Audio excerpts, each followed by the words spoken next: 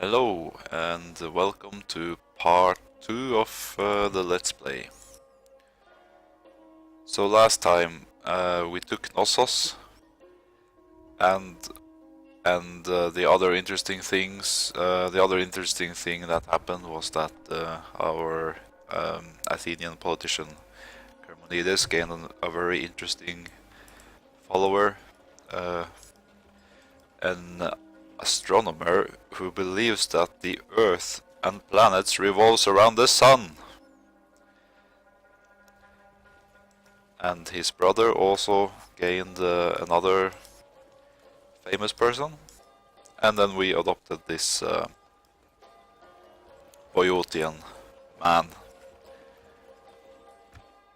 So the thing we were going to do when we left off last time was to choose what to do with Knossos. So, to my thinking, we have two different options here. One is to conquer it outright. So this is a Spear 1 land.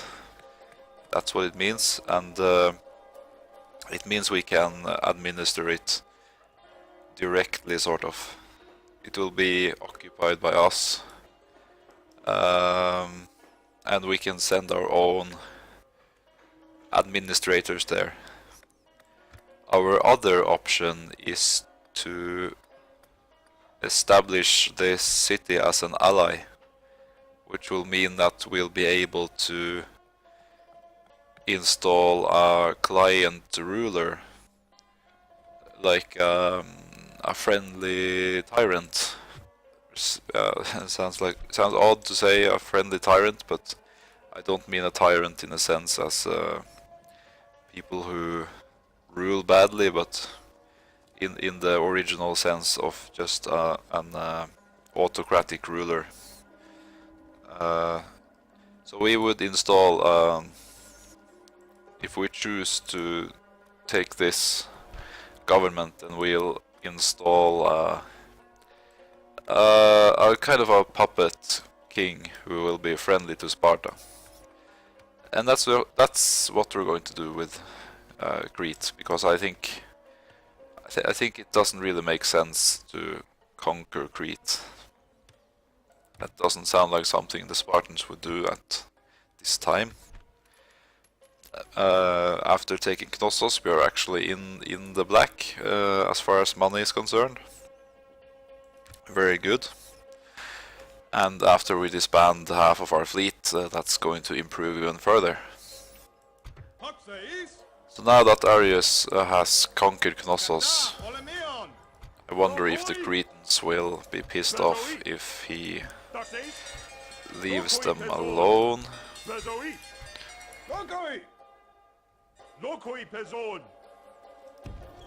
Yeah, they're actually fine with it as long as we leave one unit as a garrison.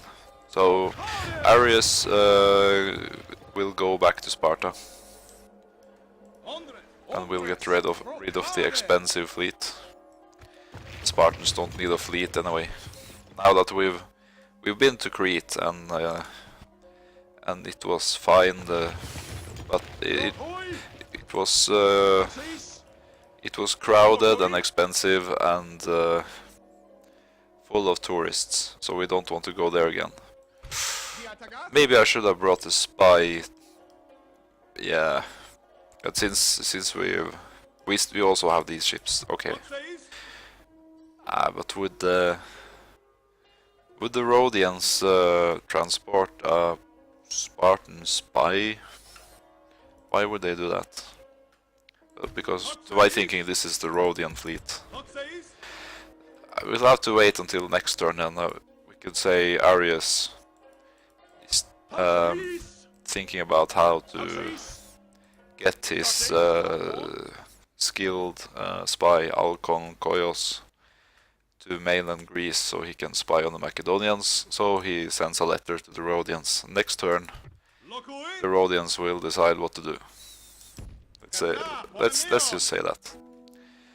Meanwhile, I think the Athenians are going to need a bit more Oomp. If they are to defend themselves against the Macedonians. If we are attacked in Athens, I would like to win the siege. It would be kind of fun if we lose too, because that would make the campaign harder. But let's not play to lose, because that's not fun either. So maybe we'll get.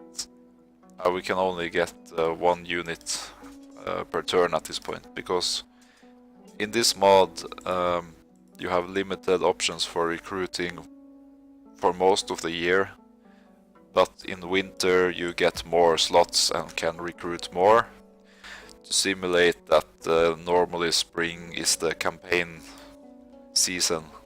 So you prepare in winter for a campaign, you hire lots of units, and then in spring you go out and fight. That's what people did. That's why the month of March is named after the Roman god of war. We have an assassin who's not doing anything, but yeah, we could try to assassinate 1 Macedonian. 26% chance, not too bad. This is from... Yeah, let's watch it, why not? See what happens.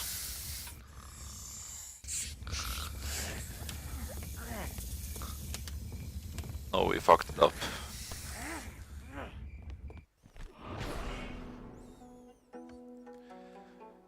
No worries. Alright, so that's our 3rd turn already over with. So I see no reason to delay any further, let's just power on. See what happens.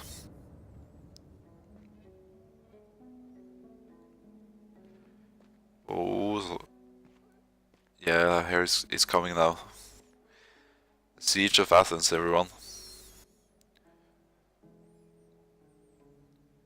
In the real war, the Cremonidian War, the Macedonians actually laid siege to Athens for years, and eventually succeeded and won the war, but that's several years away at this point. I think what happened soon after, around this time, after the Athenians and Spartans had struck a deal and become allies, what happened was that they tried to lay siege to Corinth, but they didn't succeed in taking it. And I can see that even though the Macedonians are sending what might be a full stack at Athens, the garrison in Corinth is still quite strong. So, oh, what now? Someone died? No, I don't think so. I don't know why I'm asked to select a successor right now. Huh. Alright, I think he will let Cremonides stay the successor, because he is going to be the second man in our league. Arius will be the first man. Okay, so Athens is under siege, and other things happen this year in history. We will not read that now, but I recommend you do if you ever want to play a campaign on your own, because it's very interesting. Some people gain traits. Yeah, Athens was besieged, we know. We're losing money because Athens is under siege and not giving us as much money anymore. Right, so are the Spartans going to help the Athenians? I don't see why, because they're not allied yet. I'm sure the Athenians will try to call on aid from Sparta though, so we could send this Odysseus Calabrios, this guy, to Sparta, and he'll try to convince them to come. But I think the Macedonians will attack next turn, unless they want to build more siege equipment. As for their army, it's not very strong. They have lots of light troops, some levy hoplites, poor hoplites. So these guys are hoplites who can't afford to fight as proper hoplites in a full panoply of armor. And they have some mercenary hoplites who are a lot better, even though they look about as lightly armored as the hoploi, the poor hoplites here. They are actually, most of them actually have armor. So they are veterans who fight for money, so they're dangerous. These guys are also good light troops at this point in the campaign. And they have some cavalry, which will not be very useful in the siege. I think we might be able to win if they come at us. It might be a problem that we don't have any phalangites, while they clearly do have some. But I think we can do it. Remember that we have lots of elite hoplites just in our generals' retinues. So the other thing that was going to happen now is that the Rhodians will decide to help the Spartans. Maybe that will be a factor later when the Athenians and Spartans will try to expand their league, that the Rhodians will want to that the Rhodians will remember that the Spartans owe them a favor, and they'll perhaps think about how to collect that later on. Now we have a quite good chance at killing this general, so let's try that. Is he going to do the snake thing again? It really is a one-trick pony, this assassin. Didn't work this time either. Try something else, man. Okay, let's just end turn immediately. See, no point in waiting.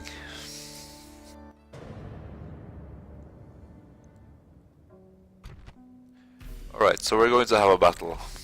And the Macedonians have twice as many men as us. But I think we have a chance anyway. They have 2 rams, a ladder and a siege tower. We have stone walls. We have very good hoplites. They have cavalry in their general's retinue, and the cavalry is not going to do the trick in a siege. But I'm curious if they will try to take just one gate, or if they're going to try attacking at 2 different gates.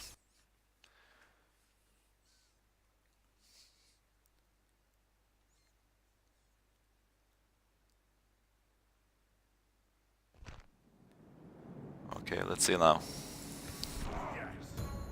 Looks like they will go for this gate. That's very good. And we'll keep this Eukon Boyotian guy here. The archers over here. And Glaucon will defend this piece of wall. Cremonides will defend the gates together with the levied hoplites of the city. The regular Athenian Joes. There was a specific name for this class of people. The Metis, I think they were called.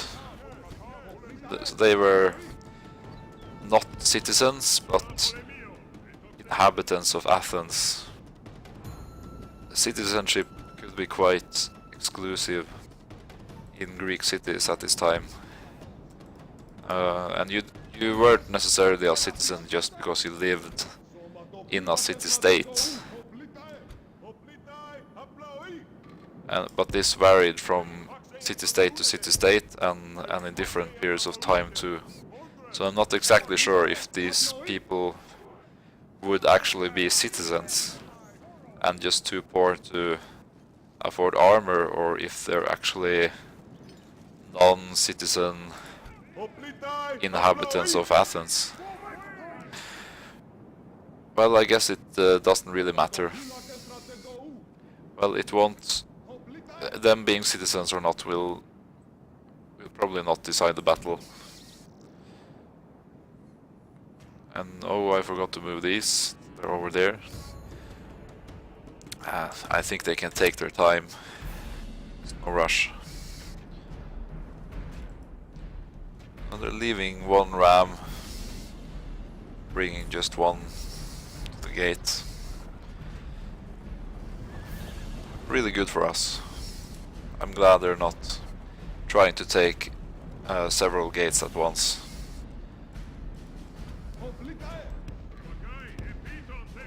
Alright, let's repel this attack on the walls. In my experience, fighting on the walls in Europa Barbarorum tends to take a long time. It tends to drag on and drag on, so I'm not worried that they'll take the walls at all. My men are more heavily armored than theirs too.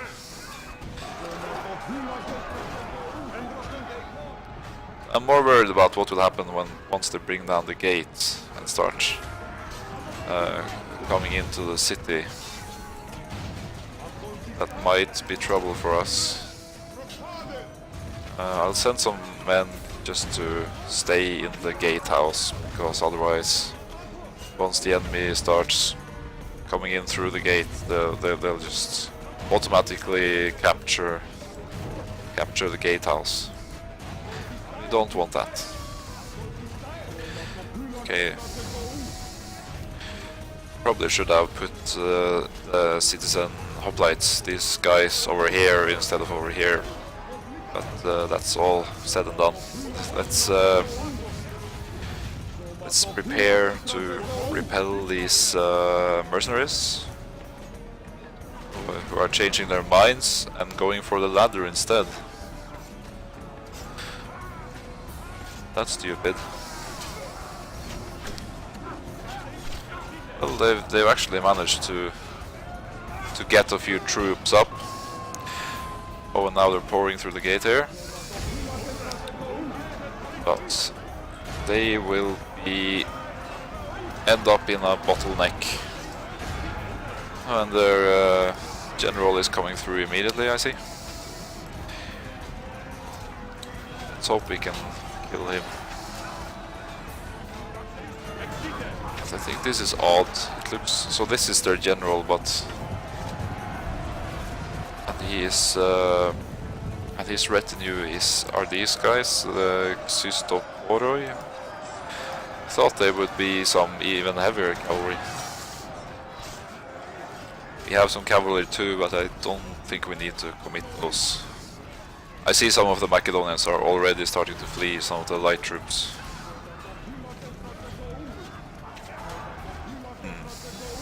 And they're sending everything through the gate in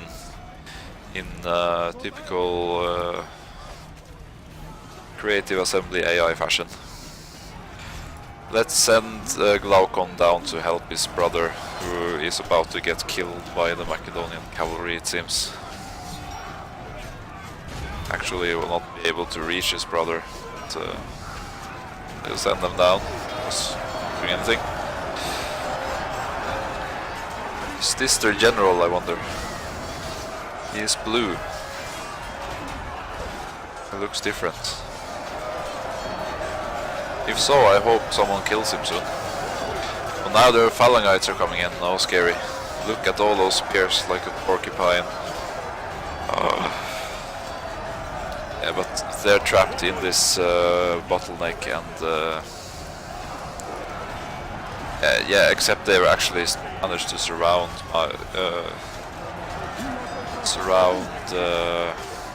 Cremonides. I always forget his name just when I'm about to say it. Okay, I'll have these light troops throw javelins first, and then they can join in. Maybe they should aim for someone whose morale is low. I guess it doesn't matter who they aim for. They're going to hit everything, nothing, and everything in this mass.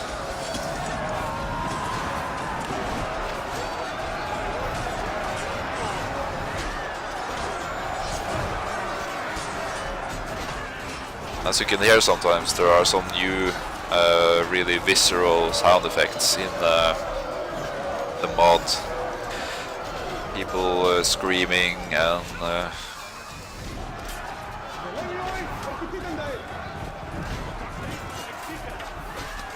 swords being twisted in people's guts and whatever.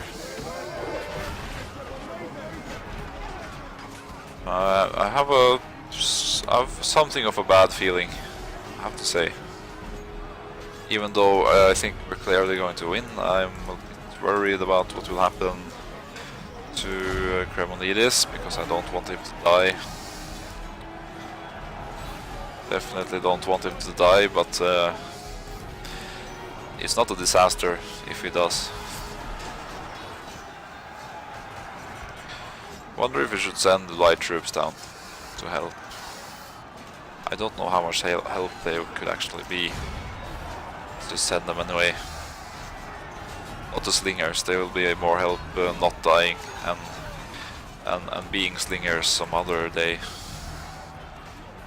Okay, oh, since I sent those down.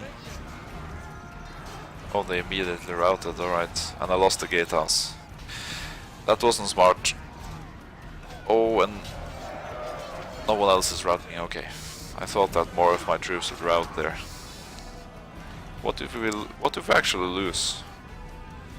We could lose this battle.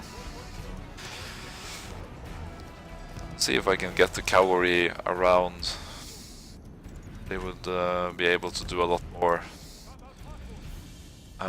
if we can get them around the enemy.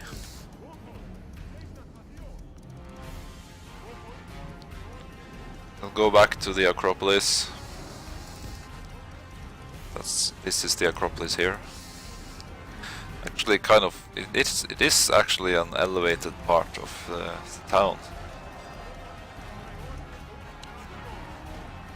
which in fact, I think I said last time too that we often say the Acropolis, and we mean the Acropolis in Athens, but lots of Greek cities had an Acropolis. It was very common, and it's usually a particularly defensible position.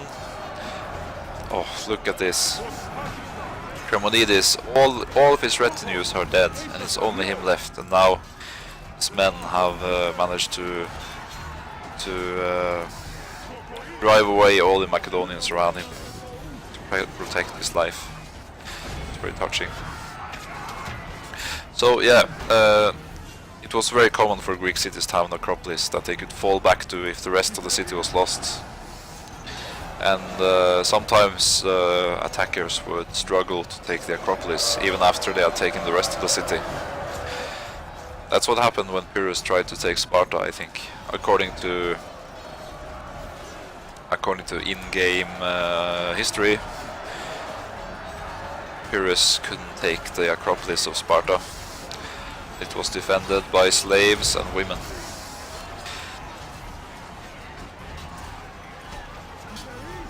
A good defensive position can do a lot of good. Unfortunately, things didn't quite go as planned here. I was hoping that we would be able to hold the enemy here, so they would have to fight for every inch of ground. But because of the huge mass of enemies, they just pushed our men all the way back, so that there is a chance that we'll lose today. And that chance is becoming bigger and bigger, it seems. And our cavalry is getting massacred by the Macedonian cavalry. That's to be expected. Of course, they have some Phalangites hiding back there as well. Not really helping for us. So poor Cremonidis, he might be about to die with his brother and his new body from Boeotia, and all his men, and Athens. So that will actually be interesting, because that will create a really different alternate history where Cremonidis is dead, and I guess someone else would have to propose the league, and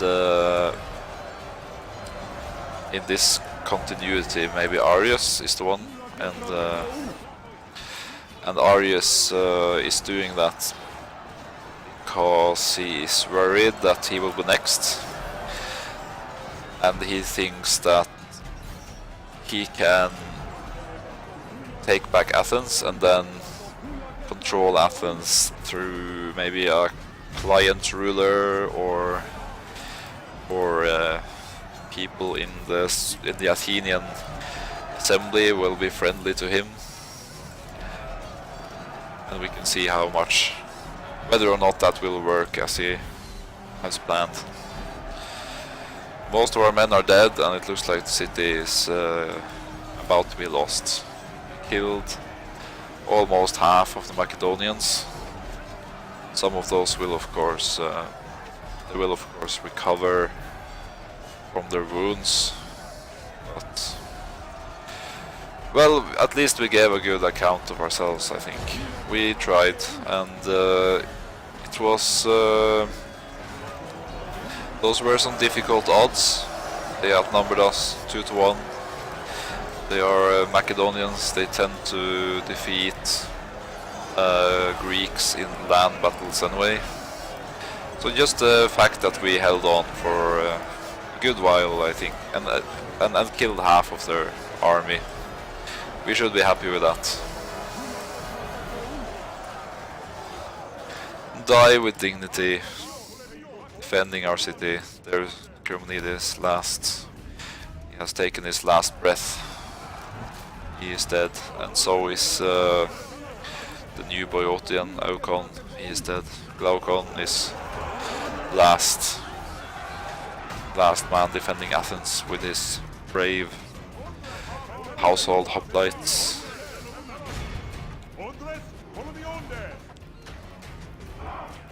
Or his guard.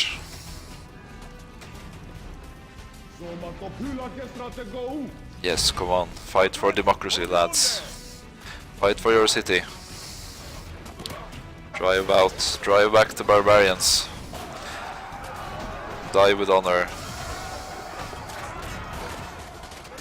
Eventually the Macedonians will automatically win. The timer runs out. Interesting to see if Glaukon can hold out until the timer runs out, or if he will already be dead by then. I have a feeling he's going to make it.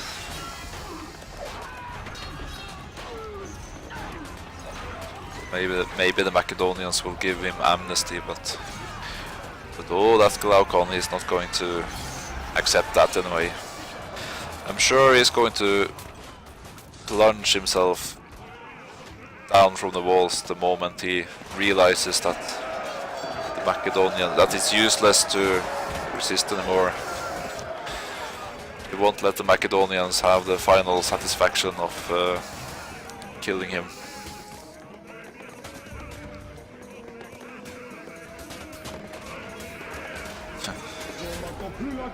So Macedonians are glitching out a little bit here. Oh, well, look at this.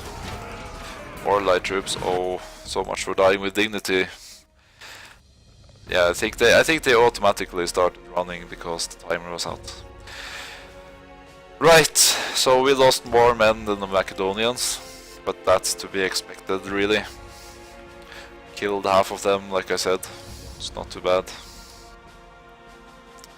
So, okay, we killed 1000, and it says here they lost just over 600.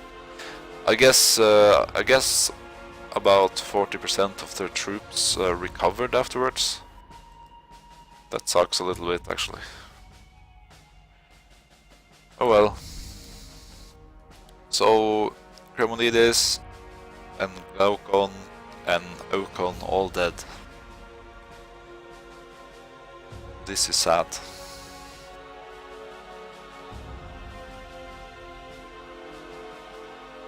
We're going to have to find some way to avenge their deaths.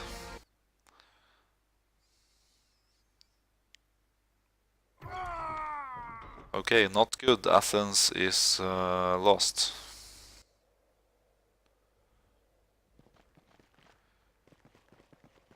Sparta is the last hope of Greece.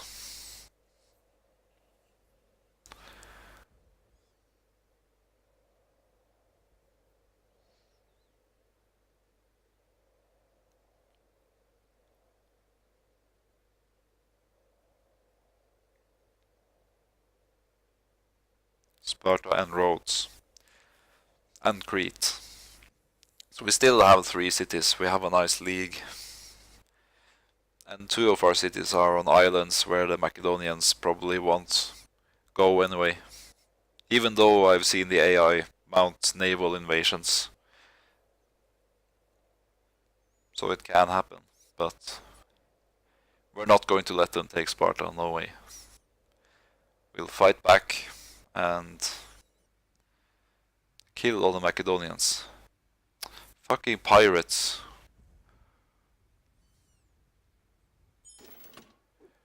Something happened. Oh, this is our first winter. So he's just explaining how the mechanics of recruitment in winter that I talked about earlier work. Oh, look at this admiral. Alright, let's see if we can sink this pirate fleet. And did. The Rhodians returned to Rhodes, where they have just heard that Athens has fallen, and King Arius is asking them for help, and he is saying that you will be next if you don't come and help us against the Macedonians. And it's not wrong, because the Macedonians have tried to take Rhodes before. That's how they got the bronze for the Colossus. They melted down parts of the siege equipment left by the Macedonians after a failed siege. I think that's the story. So they know that the Macedonians might come for them. So are they going to send their troops? Yes, they will. They will send their fleet and they will send troops. They are going to send no other than Agathos because Agathocles is too old. He's 67 years old. He's old as balls. Actually, he's so old that he might die at any moment, I think, so might not be wise to bring these hoplites. We can't really afford to pay upkeep for them either. So we'll send these. He is bringing some hoplites anyway. Alright. So the next thing that might happen is that Macedonians try to take Sparta from us. I'm not sure if we're going to try to defend in another siege or if we will try to fight them in a field battle. I don't think our chances are that great if we try a field battle. Then again, we could actually do it. Could win. Oh, stop reminding me, game. So sad. Okay, so the new faction heir is Akrotatos, son of Aries.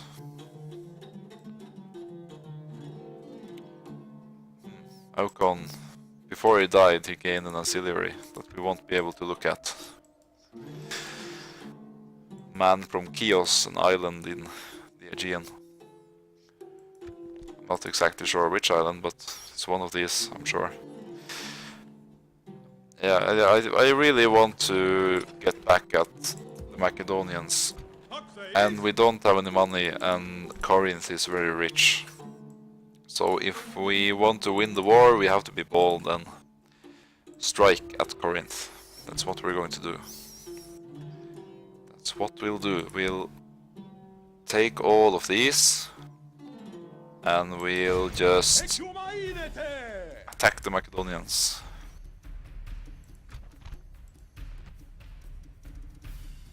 Hashtag YOLO.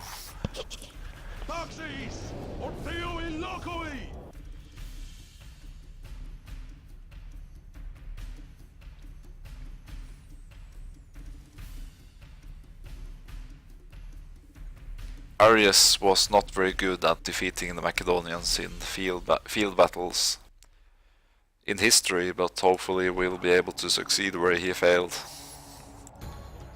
One thing I forgot to mention is that Aries is the only Spartan king, as far as I know, who is mentioned in the Bible.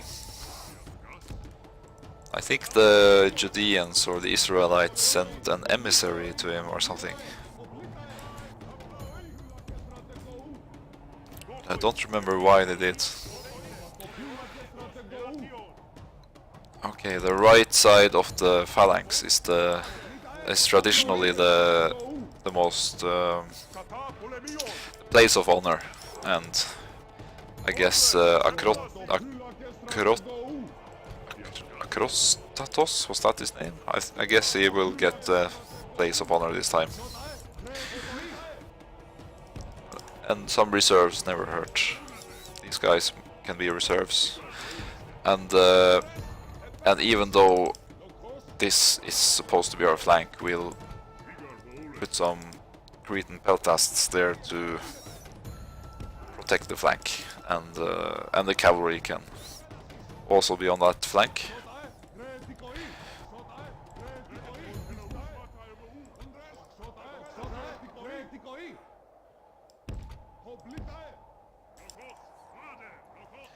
Okay, we're ready.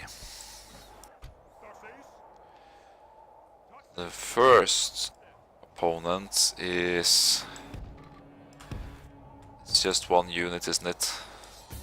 One unit of... I'm not sure what they are. It was 2 or 3 units of hoplite. Hoploi, now I remember. Levy hoplites. They are going to be easy to crush. I don't think we're even going to waste arrows or javelins on them. We'll just try to kill them nice and clean, and then go on and fight the real enemy army.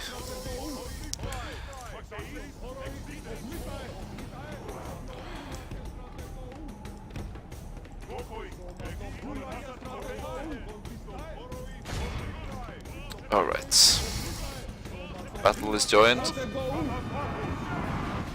We flank them. Hopefully they'll run soon. Guess we can use our very light cavalry to pursue them, so they don't come back and cause trouble later.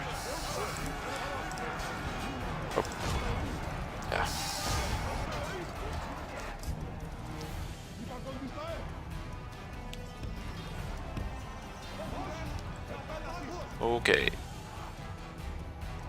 That's that. No, don't throw javelins. Okay, so now we make another phalanx. On the hill would be nice, but I don't think we have time, so they'll have a slight elevation advantage. It's nothing too bad. Oh, we also had some phalangites that I didn't even notice were there. Yeah, we hired those for the siege of Knossos, now I remember why. I was wondering, since when do we have phalangites?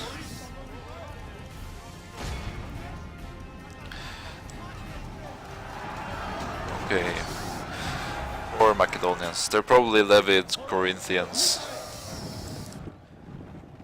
Dying on the wrong side. Yeah. It's a shame.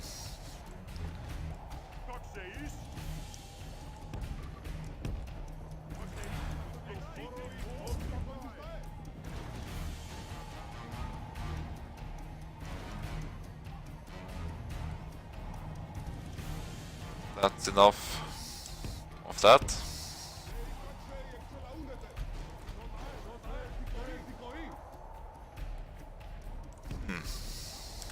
What are they doing? Looks like they're just forming up. That's okay.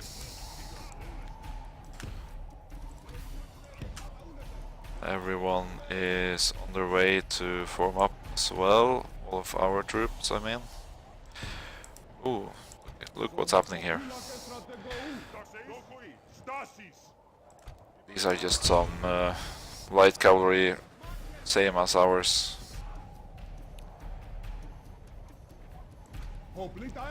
These guys are already exhausted.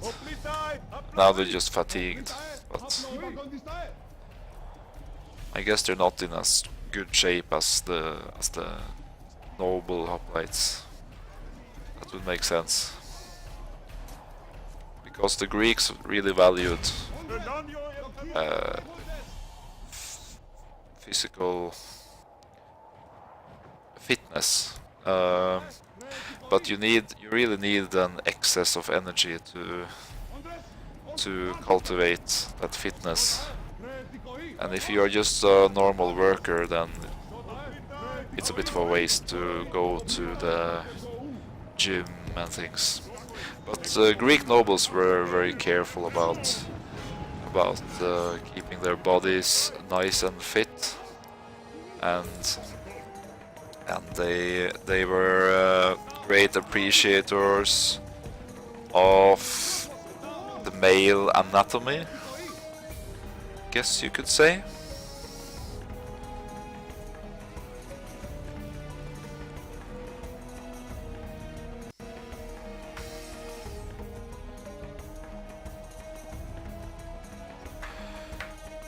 So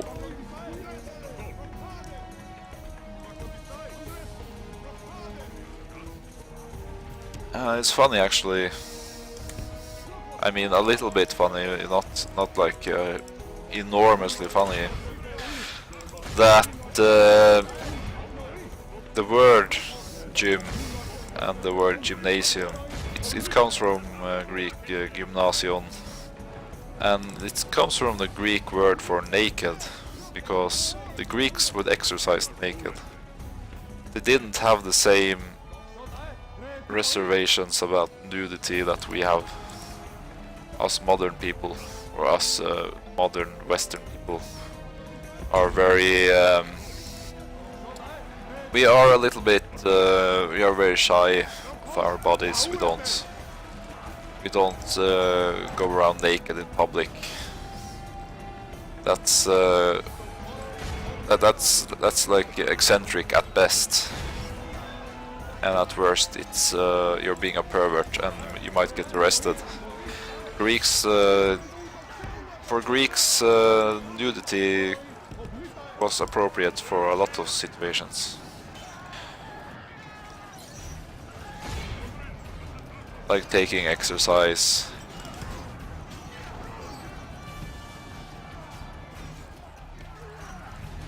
Apparently though they didn't always exercise in the nude, because the story I've heard is that once at the Olympic Games they didn't run naked at the time, but there was an athlete who there was no rule against being naked and running, so the athlete undressed and started running in the nude, and he ran faster than everyone else.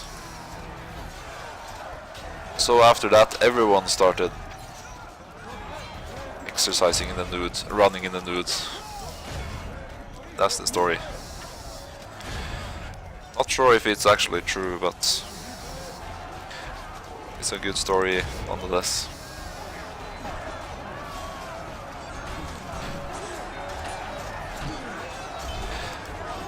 The battle is going very well, where we've killed a lot more Macedonians than we ourselves have lost. Unfortunately, our Cretans are getting a little bit hammered by this Macedonian heavy cavalry, fortunately.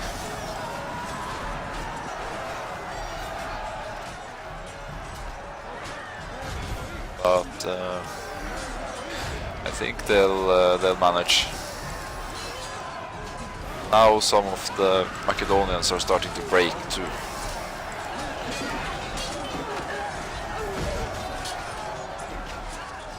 And we can try to flank some of them. Oh, snap. Arius died. It was unexpected.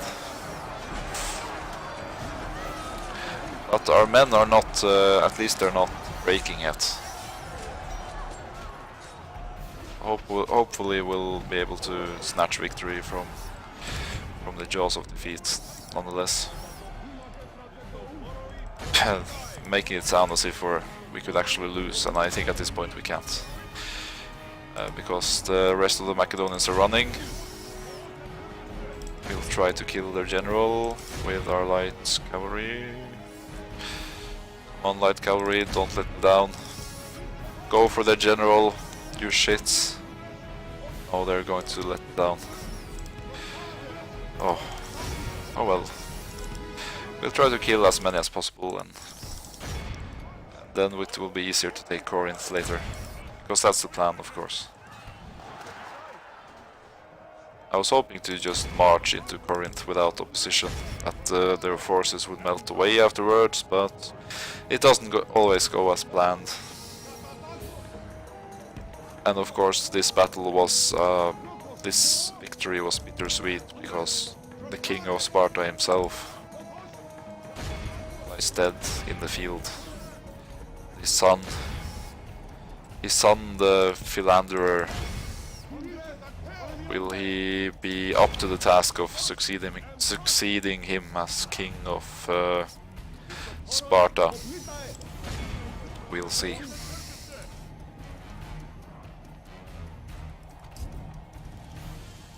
Now the Spartans actually had two kings, and they had some form of democracy, where their citizens could vote by their voice. It was in the assembly, it was those who shouted the loudest, they would carry the vote. And they also had some people called the E4s, who in the movie 300 are the disgusting old men who like to who take bribes from Xerxes. In 300 they live high up on a mountain, and people just come to ask them, for whatever reason, ask them their opinion or what the gods think about any course of action, and they give them replies after licking some drugged girl. But that's not how the E4s, obviously not how the E4s, what the E4s were like in reality. I'm not an expert on Sparta, I don't really know that much about them, but I think the E4s, they lived in the city, I think, and they were like, they were just an institution. But they did have a lot of influence. The Spartan kings had to listen to them.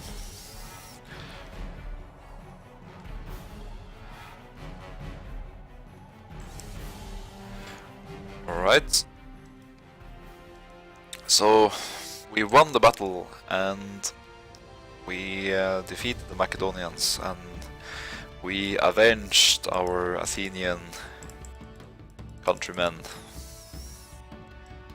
I was about to say brothers, but Spartans and Athenians aren't really, usually not the best of friends.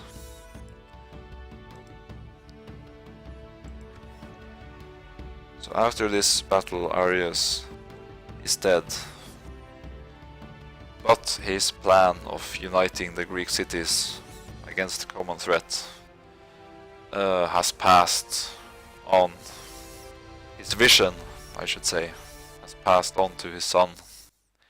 So the effort to unite the Greeks will continue. Let's see if they want to pay to ransom their captured troops, and they do not. So that's it. Alas, poor Arius. So much death. Ooh. And it appears that we will indeed be able to march into Corinth unopposed. Very nice. And even without looting it, we gain 500 minae. So that's nice.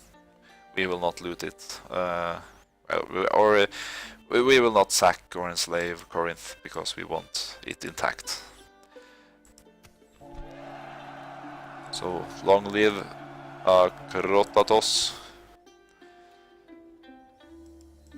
Long may he reign.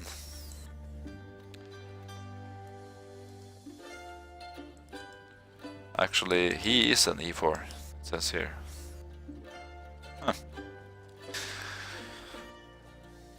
Alright then. Untested leader, that will go away eventually. Look at this, he's only 23 years old. But I have a feeling that he is going to be the one. He's going to save Greece. But our family is getting dangerously small. He has a son called Arius, which I think in history died when he was 8. But I doubt that will happen in the campaign. He's only 6 years old at the moment. So we'll have to wait for 10 years until he can command armies. Yeah, we have one son here. The son of Charmides. Oh, he's going to want to... He is going to be an ambitious lad, I'm sure. He's going to want to avenge his father. And another son of Glaucon. He's also 13 years old now. So I'm looking forward to seeing how these two fine young lads turn out. Actually, Heracleitos, son of Charmides, is going to become a man next year already. It's good for us. What now then? Good thing the Rhodians are on the way. Actually now we have it. We're starting to appear quite strong compared to the Macedonians right now. I see that the Epirotes have expanded and they're probably fighting against the Macedonians themselves. So the Macedonians have troubles in the north. They have to contend with the Epirotes. So hopefully they will not be able to focus too much on defending or on fighting us. It looks like they don't have any more armies ready at the moment. So we could be in luck. We might want to go straight for Athens and just lay siege to it immediately. But But my worry is that if we fight them in a field battle, their cavalry will be decisive. They were certainly very annoying to fight in the siege.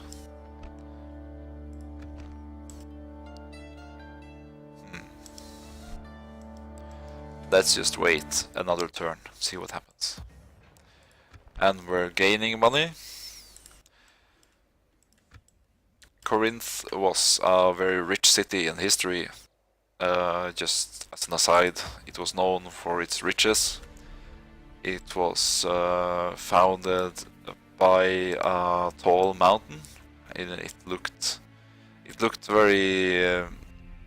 The city would sort of hug the mountainside, and on top of the mountain was the Acropolis of Corinth, which was called the Acro Corinth. And from there, from the position of Corinth was so good because they had ports both on the west side and the east side, and they also had a kind of log dragway across the narrowest part of the isthmus, so merchants would pay to have their ship dragged across, and then they would save themselves the trip around all of this this whole peninsula. So Corinth became very rich, but they were never the militarily the most important city in Greece. It was destroyed by the Romans later, but they rebuilt it and it became a very popular city. So much so that there was even a saying that not everyone gets to go to Corinth, which meant something like you can't have everything in life.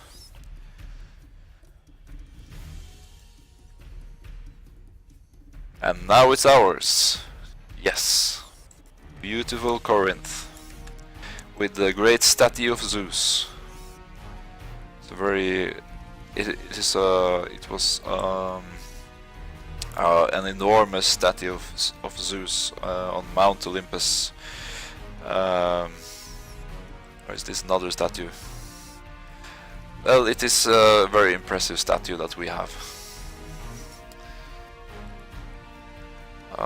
This is the dragway I was talking about. It's very impressive. Isthmian Games are some games in Corinth. Not the Olympian games. The Isthmian Games. We have different games. It was, according to in-game information, according to in-game text, Pan-Hellenic Games, that is, games like the Olympics where all Greeks could take part, became very widespread throughout the Hellenic world because there was prestige in having Pan-Hellenic Games be held in your city, so every city wanted to have its own games.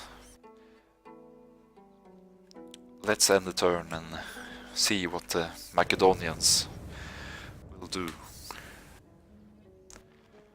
Someone is blockading our port.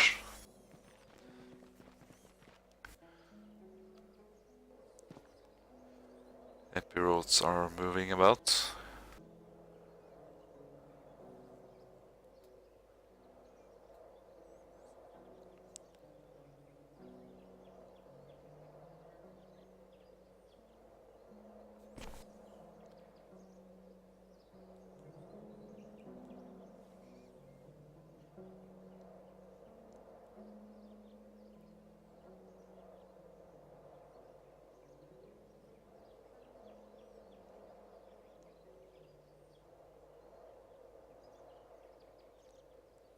Many new and interesting factions since EB1.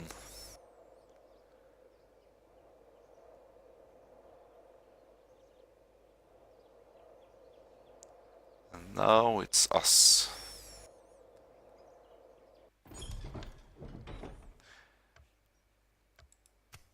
What happened? Ooh. Heracleitos came of age. And he's on roads. He's dull, uncharismatic, but at least he's vigorous. Look at his eyes. I'm not sure what to think of him. Well, I guess you would make that face too if your whole family died. Just half a year ago. So he's welcoming to strangers. Something he is. He is an Athenian, of course. He is unselfish and optimistic. Overall, it doesn't appear to be that bad. Now, earlier I think I said that I wouldn't let all young men go to Sparta to go to the Spartan agoge, but since Athens is occupied by Macedon, and these are desperate times, I think I really think it's warranted to send this young man to Sparta so he can train and become the best he can be and avenge his father and defeat the Macedonians. Take his place in Athens as leading man once we take it back. So Aries is now in Corinth, and of course the Spartans captured Corinth all on their own. They don't have any deal with the other city-states yet. Sorry, I meant Akrotatos. It's hard to get used to all this death. So many characters gone. So Akrotatos will try to strike a bargain with the Rhodians, and the Rhodians are already sending their army. A couple of turns ago I decided that the Rhodians are going to send aid. They're probably already regretting that because the Macedonians are blockading their port and the people in the city are starving. But their armies will still fight and will try to take back Athens next time, because I think this is a good place to